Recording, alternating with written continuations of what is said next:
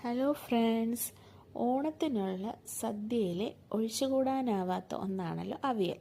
ഇന്ന് ഞാൻ ഒരു അവിയൽ റെസിപ്പിയാണ് ചെയ്യാൻ പോകുന്നത്. അതിലേക്കായി വെജിറ്റബിൾസ് എല്ലാം നീളത്തിന് കട്ട് ചെയ്തെടുത്ത് അതിലേക്ക് തേങ്ങയും പച്ചമുളക്, മഞ്ഞൾപ്പൊടി, ജീരകം ഇതെല്ലാം കൂടി ചേർത്ത് അരപ്പും ചേർത്ത് നല്ലോണം മിക്സ് ചെയ്ത് ആവശ്യത്തിന് വെജിറ്റബിൾസ് വേവാനുള്ള വെള്ളവും ഒഴിച്ച് അടച്ച് വയ്ക്കുന്നു. അടപ്പ് തുറന്ന് നോക്കുമ്പോൾ അവിയൽ ഏകദേശം റെഡിയായി വന്നിട്ടുണ്ട്. നമ്മുടെ സദ്യയിൽ ഒട്ടും ഒഴിച്ചുകൂടാൻ പറ്റാത്ത എല്ലാ വെജിറ്റബിൾസും ചേർന്ന ഒരു വിഭവമാണ് സദ്യയിലെ കേമനായ അവിയൽ. നല്ല സ്വാദിഷ്ടമായ അവിയൽ, സദ്യ അവിയൽ എന്ന് തന്നെ പറയാം. റെഡിയായിട്ടുണ്ട്. അപ്പോൾ എല്ലാ പേർക്കും ഹാപ്പി ഓണം. Bye bye.